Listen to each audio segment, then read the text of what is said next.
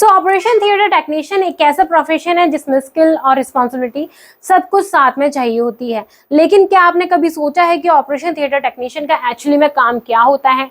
Surgeon के साथ OT के अंदर इतना ज्यादा इनका काम इंपॉर्टेंट क्यों होता है? सो आज के इस वीडियो में आपको सब कुछ डिटेल में बताने वाली हूँ। So hello guys, welcome back to with routine. So आज के इस वीडियो में हम बात करने वाले हैं ओटी टेक्नीशियन की ड्यूटी एंड रिस्पॉन्सिबिलिटी के बारे में, जो हेल्थ केयर सिस्टम में एक एसेंशियल पिलर है।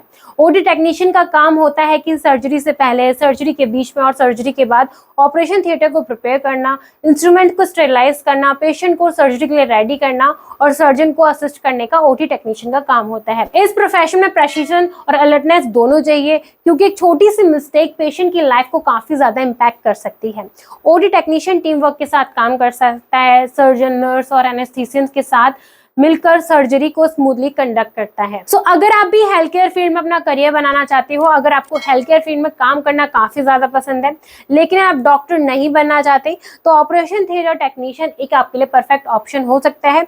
सो वीडियो को आप एंड तक जरूर देखें, क्योंकि आज के इस वीडियो में आपको ऑपरेशन थिएटर टेक्नीशियन की सैलरी, स्किल और जॉब अपॉर्चुनिटीज के बारे में डिटेल में सब बताने वाली हूँ। तो अगर आपके मन में इस वीडियो को लेकर कोई भी डाउट है, कोई भी कंफ्यूजन है, तब हमसे व्हाट्सएप, इंस्टाग्राम पर कनेक्ट कर सकते हो, या फिर आप इस क्यूआर कोड को स्कैन करके हमसे फ्री काउंसलिंग सपोर्ट भी ले सकते हो। सबसे पहले आप हमारे चैनल को सब्सक्राइब कर लें और वीडियो को लाइक करना ना भूलें।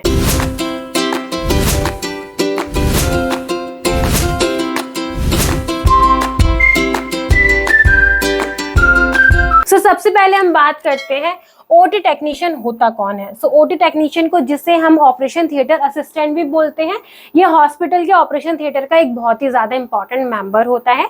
इसके बिना सर्जरी ऑलमोस्ट इम्पॉसिबल सी होती है। ये सर्जन, नर्स और एनेस्थीसिस्ट को सर्जरी के टाइम हर स्टेप पर सपोर्ट करता है। सर्जरी से पहले ओटी को क्लीन करना, स्टेरिलाइज करना, इंस्ट्रूमेंट को अरेंज करने का और पेशेंट को प्रिपेयर करने का, ये सारा काम ओटी टेक्नीशियन का होता है। सर्जरी के दौरान एनवायरनमेंट मेंटेन करना और डॉक्टर को इंस्ट्रूमेंट प्रोवाइड कराने का भी काम ओटी टेक्नीशियन का होता है। सर्जरी के बाद इंस्ट्रूमेंट को क्लीन करने का, फिर से ओटी को प्रिपेयर करना फॉर दूसरे ऑपरेशन के लिए, ये सारा काम ओटी टेक्नीशियन ही करता है। ओटी टेक्नीशियन का काम एक्यूरेट, स्पीड और रिस्पॉन्सिबिलिटी से भरा हुआ है। सो अगर आप हेल्थ केयर फील्ड में अपना करियर बनाना चाहते हो, अगर आप डॉक्टर की हेल्प करना चाहते हो, नर्स की हेल्प करना चाहते हो ऑपरेशन के टाइम में, तो ये कोर्स आपके लिए एकदम बेस्ट ऑप्शन है। सो नाउ अब बात करते हैं इसकी कुछ रिस्पॉन्सिबिलिटीज के बारे में, कीज एंड रिस्पॉन्सिबिलिटीज के बारे में। सो ओटी प्रिपरेशन के लिए ऑपरेशन थिएटर टेक्नीशियन का काफी ज्यादा मेन रोल है। ऑपरेशन थिएटर को क्लीन करना, स्टेरिलाइज करना, सर्जरी के लिए रेडी करना, ये सारा रिस्पॉन्सिबिलिटी वाला काम ओटी टेक्नीशियन का होता है। इंस्ट्रूमेंट हैंडलिंग का भी काम ओटी टेक्नीशियन का होता है। सर्जरी के टाइम इंस्ट्रूमेंट सर्जन को प्रोवाइड कराना, ये सारा काम ओटी टेक्नीशियन का होता है। सर्जरी के टाइम डॉक्टर को असिस्ट करने का भी काम ओटी टेक्नीशियन करता है। सर्जन, नर्स और एनेस्थीसिया को सर्जरी के दौरान असिस्ट करना, उनको उनके इंस्ट्रूमेंट्स प्रोवाइड कराना, ये सारा काम ओटी टेक्नीशियन करता है। स्टेरिलाइजेशन एंड क्लीननेस का भी काम ओटी टेक्नीशियन का होता है, कि ऑपरेशन के टाइम जो एनवायरनमेंट है वो क्लीन रहे, बैक्टीरिया से फ्री रहे, ये सारा काम ओटी टेक्नीशियन का होता है। पेशेंट केयर का भी काम ओटी टेक्नीशियन का होता है। पेशेंट को सर्जरी के लिए प्रिपेयर करने का भी काम ओटी टेक्नीशियन का होता है। रिकॉर्ड मेंटेन ओटी टेक्नीशियन करता है। सर्जरी और इक्विपमेंट्स के रिकॉर्ड मेंटेन ये भी करते हैं।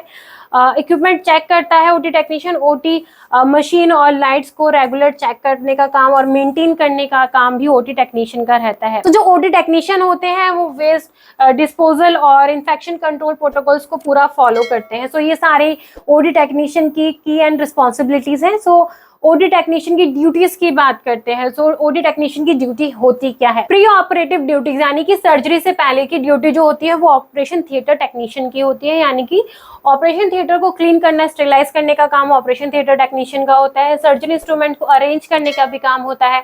एनेस्थीसिया मशीन, लाइट को मॉनिटर करने का भी इनका ये काम रहता है। पेशेंट को प्रिपेयर और ओटी टेबल पर पोजीशन करने का भी काम ऑपरेशन थिएटर टेक्नीशियन का होता है। सर्जरी के रिक्वायरमेंट्स के हिसाब से स्टेप अप करने का भी काम ऑपरेशन थिएटर टेक्नीशियन का होता है। तो अगर सर्जरी से पहले ये सब पूरा क्लियर नहीं होगा तो सर्जरी स्टार्ट नहीं हो सकती। इंटर ऑपरेटिव ड्यूटीज, यानी कि सर्जरी के दौरान, सर्जरी के टाइम पे भी ऑपरेशन थिएटर टेक्नीशियन का काफी ज्यादा मेन रोल होता है। सर्जन और नर्स को असिस्ट करने का भी काम ऑपरेशन थिएटर टेक्नीशियन का होता है। ऑपरेशन के टाइम डॉक्टर कुछ इक्विपमेंट्स मांगते हैं, सो वो सारी अरेंजमेंट ऑपरेशन थिएटर टेक्नीशियन कराता है। इंस्ट्रूमेंट एंड सर्जिकल आइटम्स को टाइम पर देने का भी काम ऑपरेशन थिएटर टेक्नीशियन का होता है, एनवायरनमेंट मेंटेन करने का भी काम उनका होता है। तो सर्जरी के टाइम पेशेंट की मॉनिटरिंग का भी काम ओटी टेक्नीशियन का होता है। पेशेंट मॉनिटरिंग में भी काफी ज्यादा ये लोग हेल्प करते हैं। सो पोस्ट ऑपरेटिव ड्यूटीज यानी कि सर्जरी के बाद का भी काम जो होता है वो ओटी टेक्नीशियन का होता है। यूज इंस्ट्रूमेंट को क्लीन करना और स्टेरिलाइज करना, नेक्स्ट ऑपरेशन के लिए ओटी को क्लीन करना, उसको रेडी करने का भी काम इनका होता है। तो बायोमेडिकल वेस्ट को प्रॉपर डिस्पोजल करना, पेशेंट को रिकवरी रूम तक शिफ्ट करने का भी काम इनका ओटी टेक्नीशियन का होता है। इक्विपमेंट और सप्लाईज को रिकॉर्ड मेंटेन करने का भी ये सारा काम ओटी टेक्नीशियन का होता है। सो अगर ये सारा काम ओटी टेक्नीशियन नहीं करेगा तो कोई भी ऑपरेशन सक्सेसफुल नहीं हो पाएगा। सो ओटी टेक्नीशियन एक काफी ज्यादा इंपॉर्टेंट पार्ट रोल प्ले करता है किसी भी सर्जरी में। सो नाउ बात करते हैं ओटी टेक्नीशियन के एडमिनिस्ट्रेशन टास्क और एसेंशियल स्किल्स के बारे में कि ओटी टेक्नीशियन को कौन कौन सी स्किल्स चाहिए होती हैं। सो ऑपरेशन थिएटर टेक्नीशियन के टेक्निकल टास्क, एडमिनिस्ट्रेशन वर्क और जरूरी स्किल्स की बात करें तो ऑपरेशन थिएटर टेक्नीशियन का रोल सिर्फ ऑपरेशन थिएटर तक ही लिमिटेड नहीं है। ये एक टेक्निकल और एडमिनिस्ट्रेटिव दोनों रिस्पॉन्सिबिलिटी से भरा हुआ है।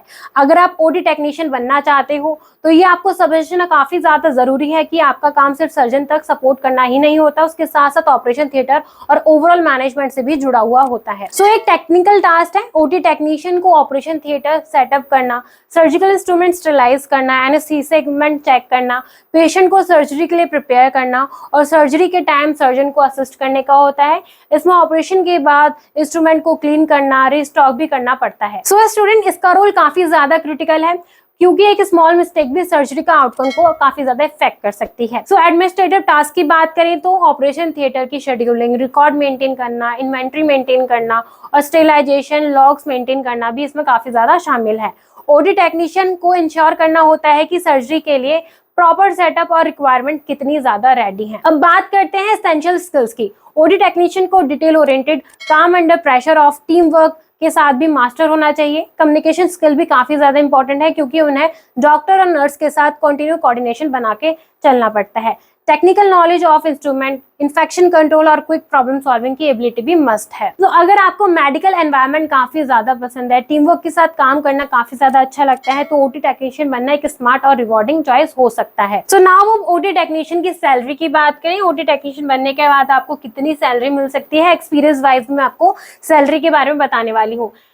अगर आपने ओटी टेक्नीशियन अभी रिसेंटली कंप्लीट किया है तो आपको एज अ फ्रेशर 2,50,000 से लेके 4 लाख तक की आपको एवरेज सैलरी मिल सकती है। आप एज अ ओटी टेक्नीशियन या फिर ओटी असिस्टेंट की प्रोफाइल पर जॉब के लिए ट्राई कर सकते हो। अगर आपको 3 से 5 साल का एक्सपीरियंस हो गया है तो आप सीनियर ओटी टेक्नीशियन बन सकते हो। इसमें आपको 4 से 6 लाख तक की एवरेज सैलरी मिल सकती है। एक्सपीरियंस के अकॉर्डिंग, यानी कि अगर आपको 5 साल से भी ज्यादा का एक्सपीरियंस हो गया है तो आप ओटी इंचार्ज बन सकते हो, सुपरवाइजर भी आप बन सकते हो।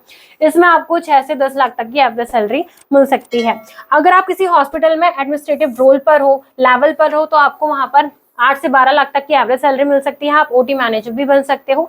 गवर्नमेंट सेक्टर की बात करें तो ओटी टेक्नीशियन जैसे कि एम्स में आपको एवरेज सैलरी 5 से 8 लाख तक की भी मिल सकती है। इसमें आपको प्लस बेनिफिट्स भी मिल जाता है। सो नाउ अब्रॉड अपॉर्चुनिटीज की बात करें, सो अगर आप ओटी टेक्नीशियन करने के बाद अब्रॉड में जॉब करना चाहते हो तो वहां पर काफी ज्यादा आपको अपॉर्चुनिटीज मिल जाती हैं। आप वहाँ पे ओटी टेक्नीशियन बन सकते हो। असिस्टेंट की प्रोफाइल पर भी आप जॉब के लिए ट्राई कर सकते हो। इसमें आपको 12 से 25 लाख तक की एवरेज सैलरी मिल सकती है। उसके लिए आपको उनका एंट्रेंस एग्जाम क्लियर करना होगा, तभी आपको वहां पर जॉब इजिली मिल सकती है। सो स्टूडेंट, अब आप बताओ कि क्या आपको लगता है कि ओटी टेक्नीशियन बनना एक बेस्ट करियर ऑप्शन हो सकता है या फिर नहीं।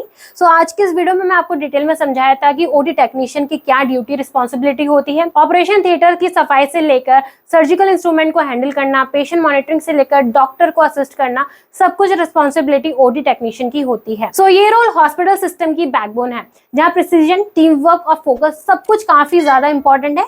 अगर आपको हेल्थ केयर फील्ड में अपना करियर बनाना है, अगर आपको हेल्थ केयर में काम करना काफी ज्यादा पसंद है और अगर आप काम्ड हो, फोकस्ड और डिटेल ओरिएंटेड हो, तो ये करियर आपके लिए एकदम बेस्ट चॉइस हो सकता है। इस फील्ड में ग्रोथ भी काफी ज्यादा अच्छी है। गवर्नमेंट और प्राइवेट हॉस्पिटल दोनों जगह ही काफी ज्यादा हाई डिमांड में है। सो अगर आपके मन में इस वीडियो को लेकर कोई भी डाउट है, कोई भी कंफ्यूजन है, तो आप हमसे व्हाट्सएप, इंस्टाग्राम पर कनेक्ट कर सकते हो या फिर आप हमारा काउंसलिंग फॉर्म फिल करके हमसे फ्री काउंसलिंग सपोर्ट भी ले सकते हो।